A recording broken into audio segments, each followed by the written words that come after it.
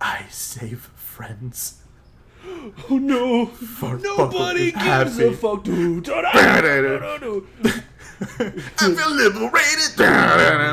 Over medicated. Bro, pour one out for my boy Fartbuckle. Fucking Fartbuckle, man. Fartbuckle, bro. Fartbuckle. Oh my god. Dude. I actually saw the OG Fartbuckle TikTok before it blew up. Dude, same. And it made me really fucking sad. Which one is the OG? Because like, there's so many right now. Is it just There's the drawing? so many. I think it was just the drawing because it was the guy who was actually playing the game, and he was like, the caption was just like, me getting attached to this fucking NPC character that just sacrificed himself for us, like we're about to die, and then it just got that song in the background.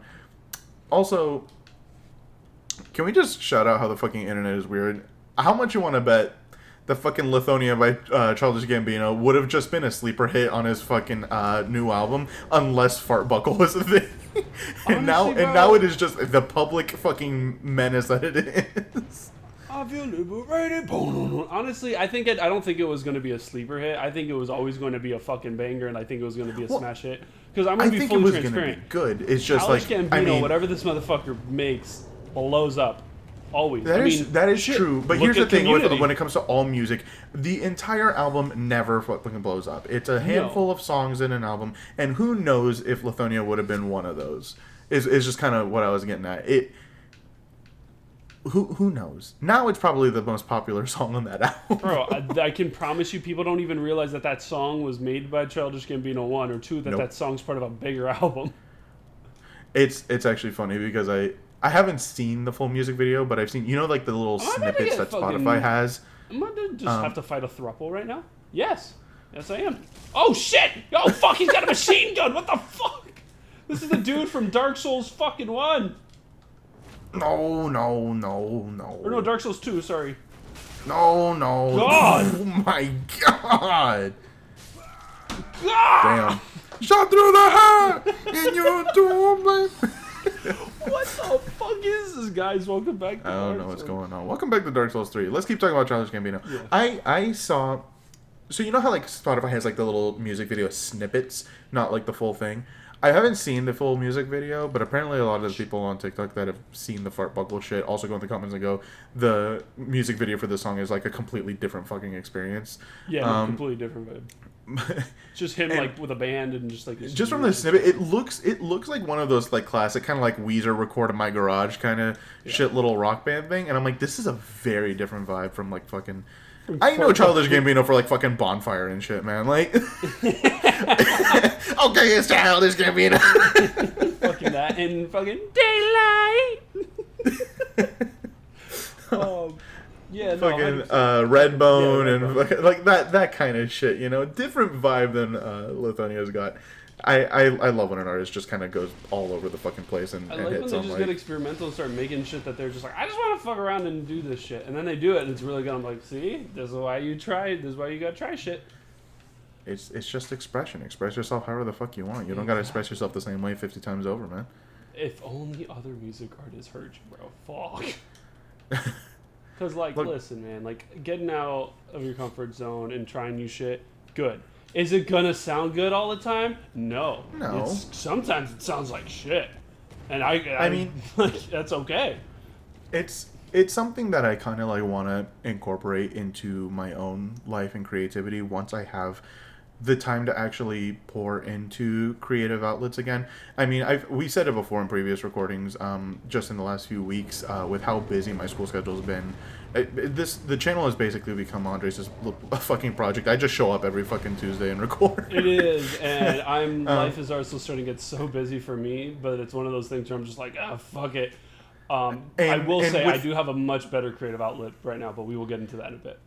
Yeah, and with the way things are clearing up right now, and this will be obviously conversations behind the scenes, I should be good to start getting back into the rhythm of, actually uploading my own fucking side of content and helping maintain the channel more than just showing up every Tuesday to record.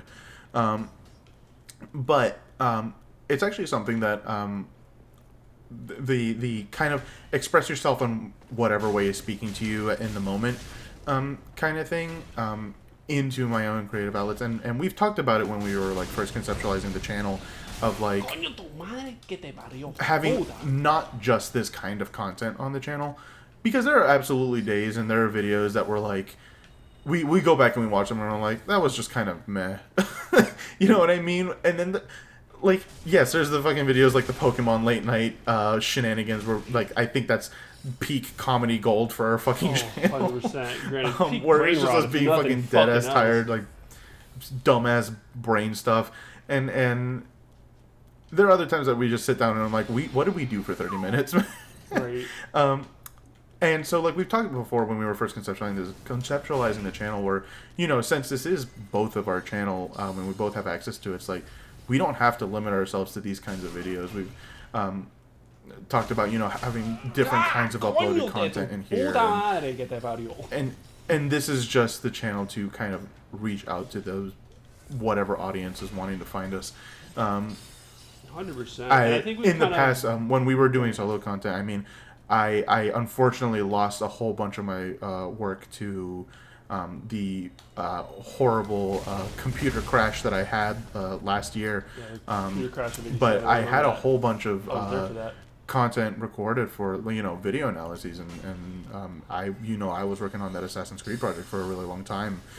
Unfortunately, I lost a whole lot of footage, and if I wanted to do it again, I'd have to play through the games again for the footage alone. I mean, I still have my scripts and stuff because those are saved digitally, but footage alone is lost forever. But like having just those creative outlets that are different, like my creativity doesn't come out in just one way, and so it's definitely something that I want to incorporate in the future. Is like your creativity definitely comes out, god damn it, in more ways than mine can. In the sense that like you are more creative in terms of just like from an artistic standpoint, both in music, both in just creating like actual art, like drawings and what I mean by art. So it's definitely for that way versus for me, it's like I can't fucking play. I don't got a musical bone in my body. I don't draw for shit. But I can tell you my mind runs at 1,000,000 miles a fucking second, and I just need something to write these ideas down. And video editing and Dungeons and Dragons are like my two main creative outlets right now. Video editing to a certain degree more just like at this point because of the fact that life has been so busy, and for both of us, it's just essentially just turning into sit down for 30 minutes, play, and then just fucking trim off some of the little fat at the beginning. Yeah. I mean, I know you used to do the editing for TikTok and stuff like that, where like it's a lot more of an involved process, and you can put a lot of more personality into the videos 100%. And that kind of thing. And I agree with you. It's one of those things that, like, if I had the time, it's something I definitely would want to express myself in that way too.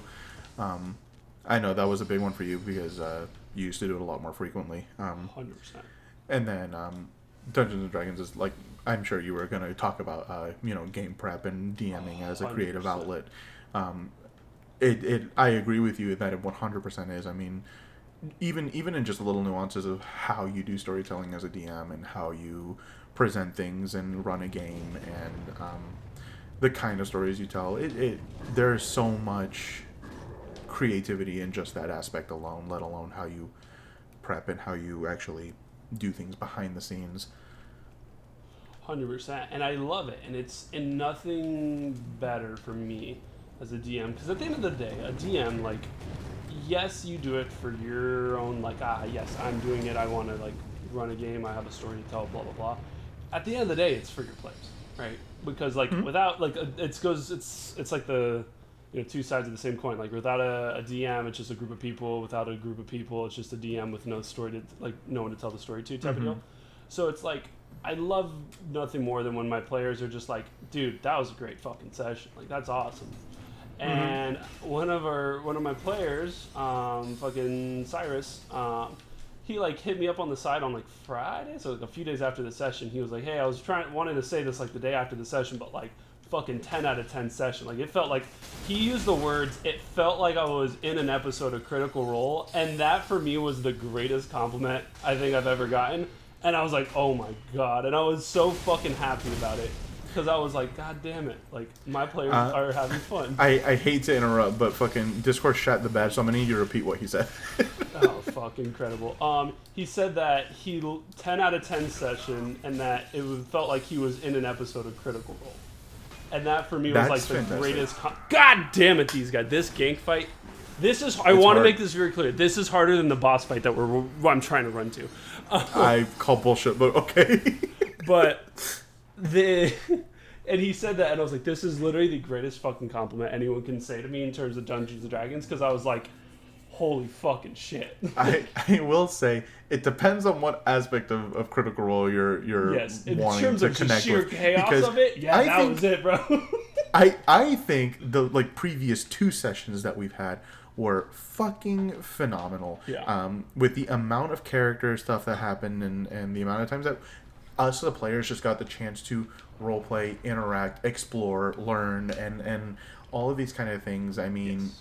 Obviously as a DM you're a very active member of that, but the times that you can just kind of let the reins go and let your players just do shit and they handle it, it's the best thing in the world. 2 sessions before last, like, that's exactly how I felt. It very much felt like you guys were in full fucking swing of, like, I know what I'm doing, I know what I want, like, this is what I'm going to do. I'm just going to let it happen. Versus last session was just me orchestrating a fucking, like, shit show, and I loved it. I'm gonna touch on this a little bit. So the previous, like, 2 sessions, or I guess 3 sessions ago and 2 sessions ago, Yeah. they were very much, for me, those felt Critical Role-y in that, like, they felt like it was just character driven. We were just sitting around, we were playing our characters, we were in that headspace, we were just interacting in the way that our characters would. Yes. And to me, that felt super, super good. And it felt also, good I mean, because where it we're at stopped in being the story. acting, and it started being role playing, which is what I absolutely fucking love in D&D. Because, like, yes, Yeah. you compare to Critical Role, and you see, like, these people are Actors. fucking actors, right? Like, this is their job. Versus, it's like you don't have to be an actor; you just be a role player. Like, just what would my character do in this moment? Do that. What would you they, don't have to do a voice. What would they say? It's like you don't even have to plan what are they going to say. It's just like get in the headspace of where they're coming from.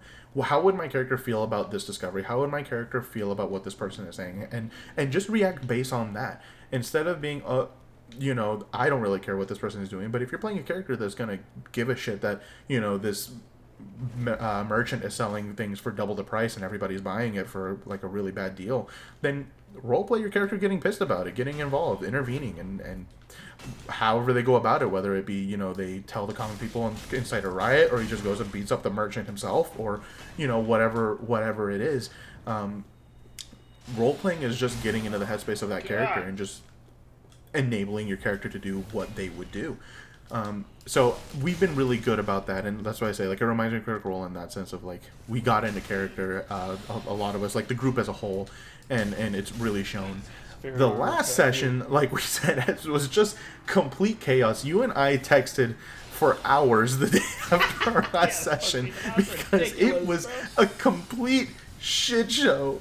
In that, like, everything that we thought was going to happen went out the window. And then we prepped for what we were going to do next with all of this new information that we learned, and then that went out the window. Like, at the last second, too, you're like, okay, we did it, we did the prep, time to go execute on this plan. And then it's just like, wait, what happened? No.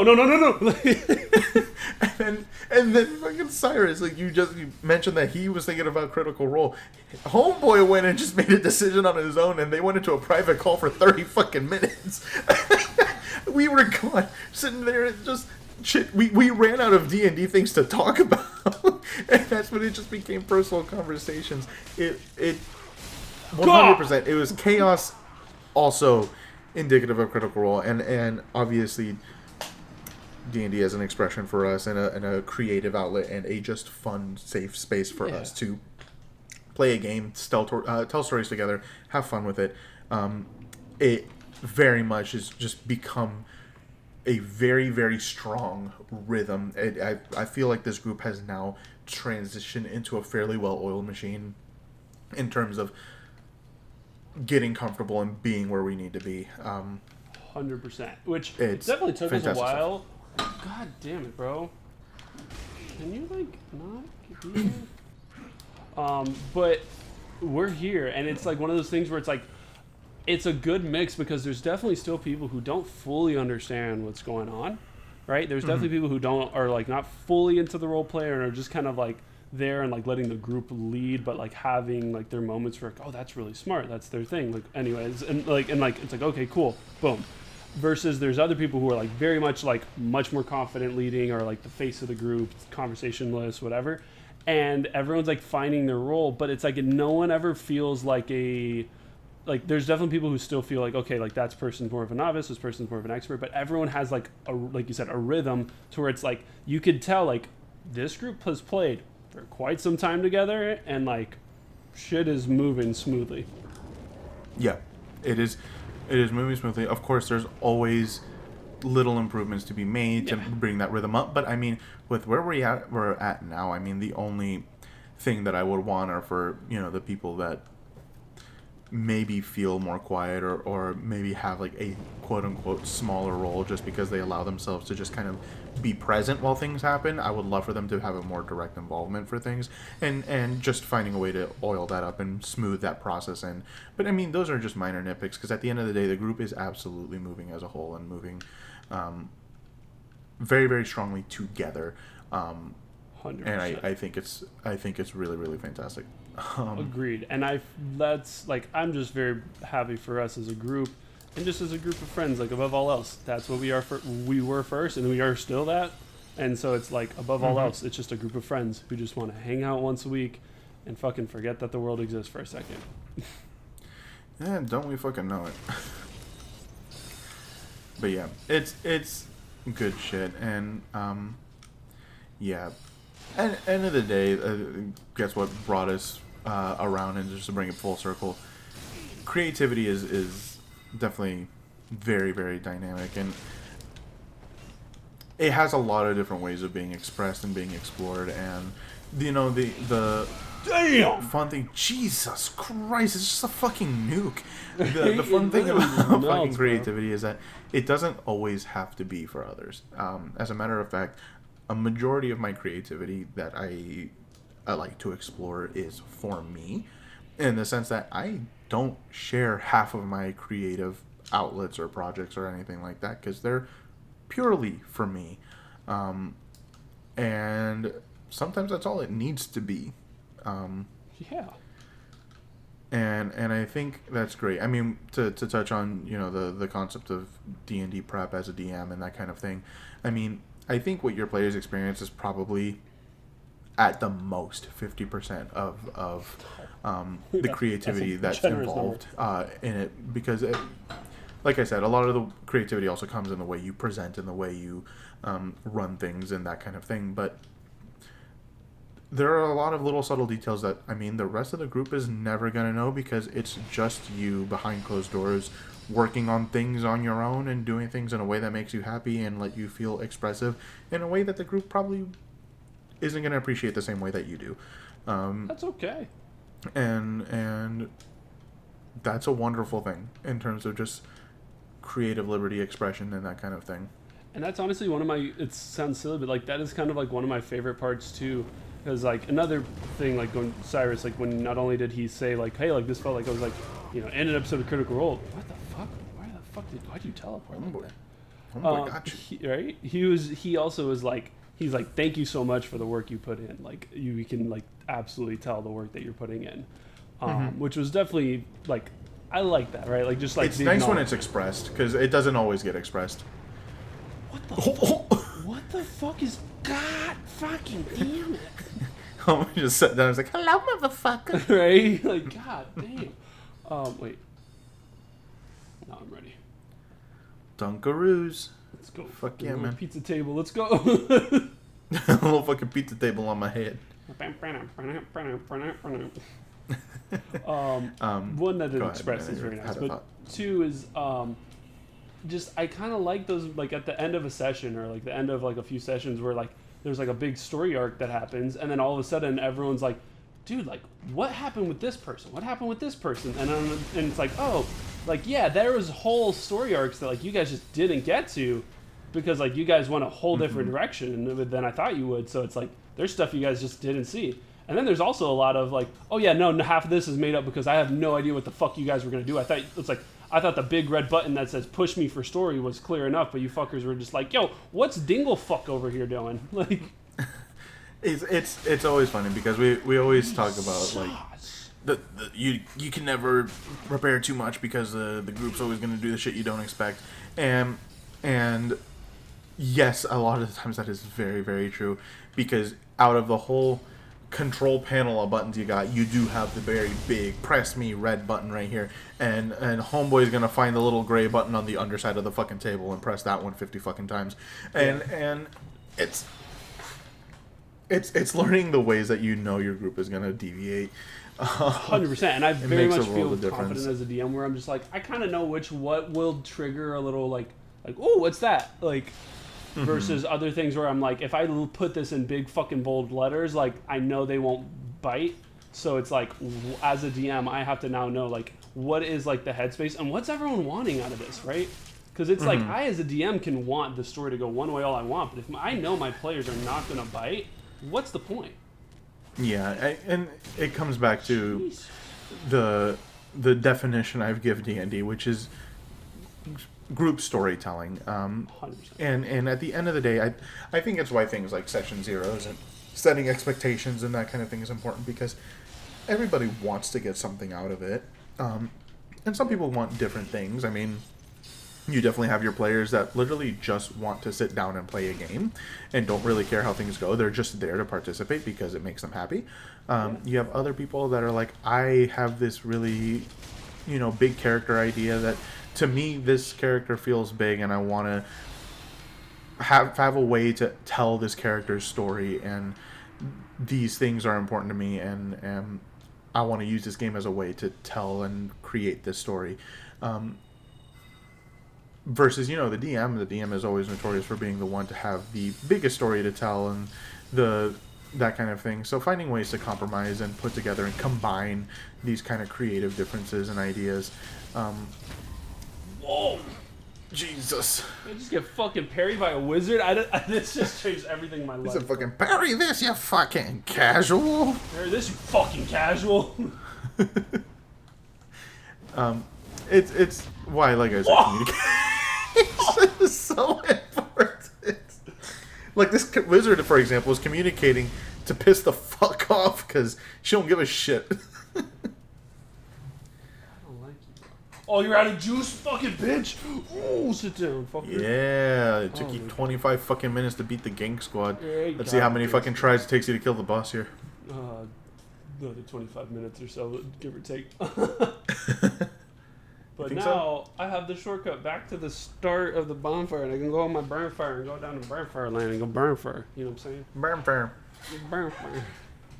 But yeah, fucking D&D, moral of the story is, D&D guys, super, super cool. And like, going back to what we started about, like, creative outlets is actually really important. The older I get, like, I very much never thought of myself as a creative person growing up. I very much was always like, had a traditional sense of like, oh, creativity for me is like drawing and music and things like that. Versus like, you can have creativity in so many different ways, and like, now that I'm older and finding ways to express that creativity is actually super important to me, because I feel like the older I get, and I know I'm not alone in this, it's like you have to find some sort of meaning in what you do, right? You have to have I don't want to call it a purpose, because I don't think anyone has a quote-unquote purpose. I think we're all just here to live, and that is your purpose, to enjoy the journey. But having something that just like makes you feel good about waking up in the morning, and it gives you that feeling of like, I did this, I made this, I like accomplished something. Like, that matters. It's not a money thing, it's not a status thing, it has nothing to do with like the fancy bells and whistles or any of that, but simply your own like self-satisfaction of just being like, I did this, I made this, I whatever, like, you had your own little moment. That shit matters a lot. Yeah, of course. And I mean, there's always there's value in sharing that creativity too, because I mean, that creativity is a window for connection and understanding and that kind of thing, and it doesn't have to be in like this large scale I created something that everyone can relate to, and everyone finds these deeper meanings and that kind of thing to it.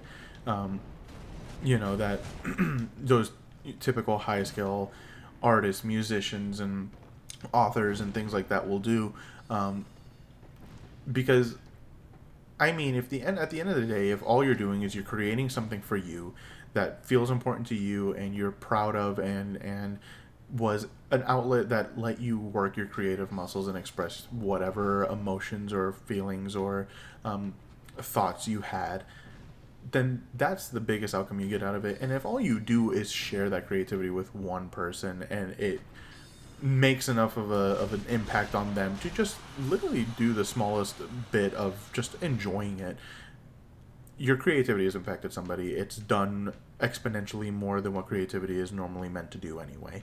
I got a lot of feelings. I mean, we talk about sharing our creativity, and this channel is absolutely a way of doing that.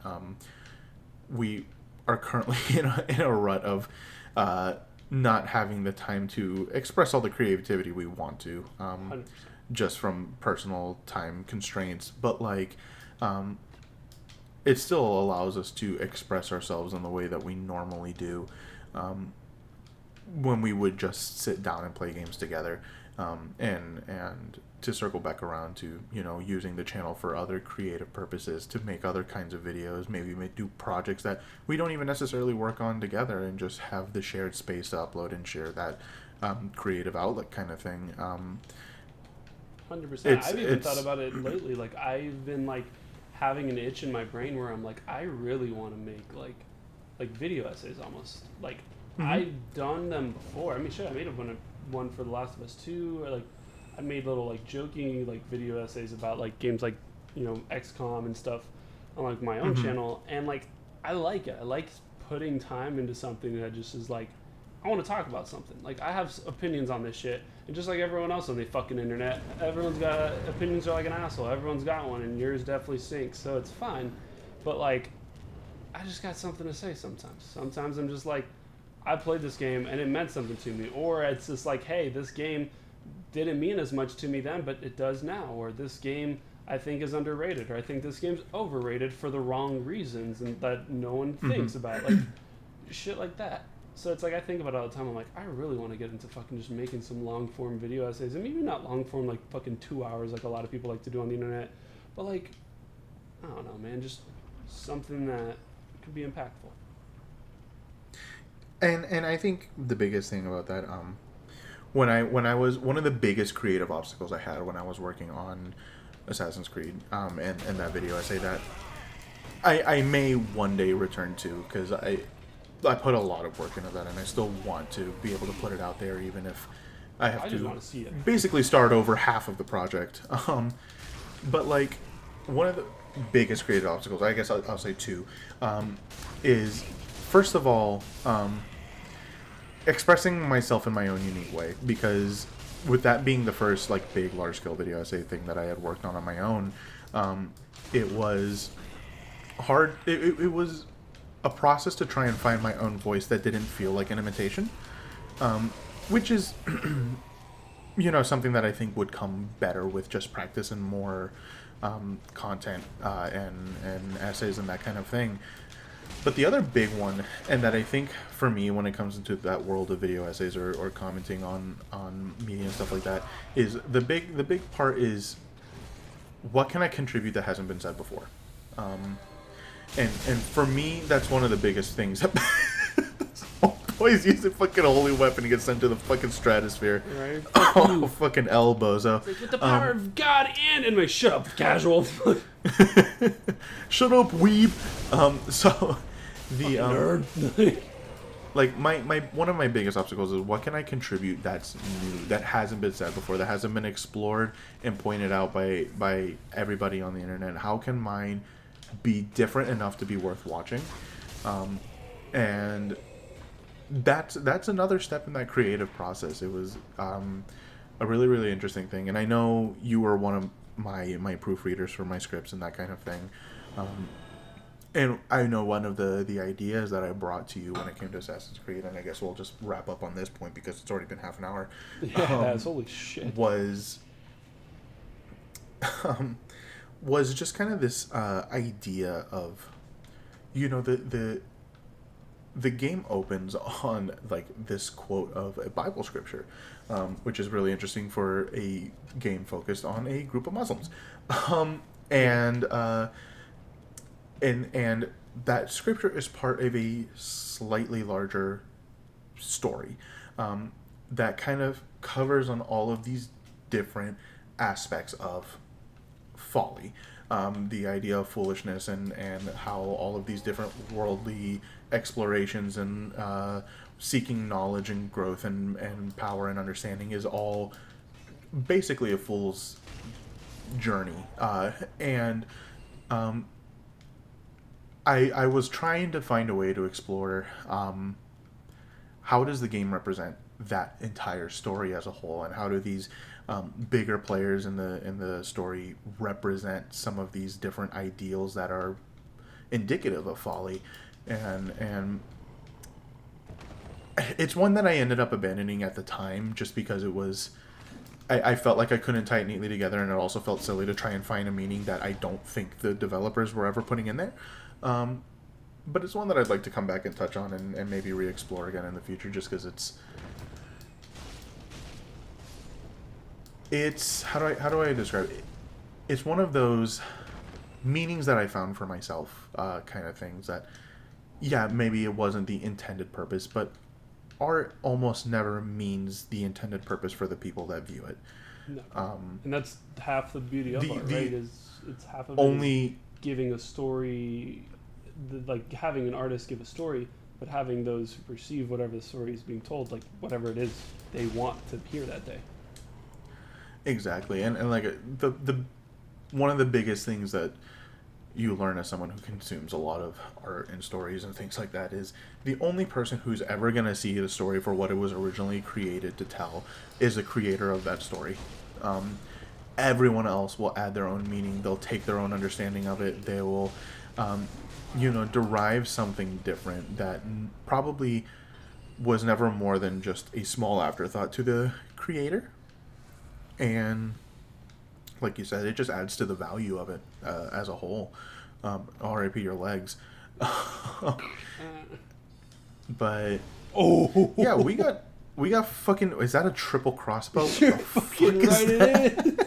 What a beautiful way to wrap up the episode. Talking about art, and then we got the most artistic thing you can do, a fucking triple crossbow. God damn, it's a fucking masterpiece. Fucking frame that shit in gold and don't get a drop of fucking paint on it, or Mr. Krabs will fucking eat your ass. So, we're gonna, I think, after a very philosophical episode of One Less Brain Cell, shut the fuck up now. We're gonna shut the fuck up and wrap up the episode, guys. If you stuck around, thanks for sticking around. We'll catch you next time. Do this occasionally. This was a deep one.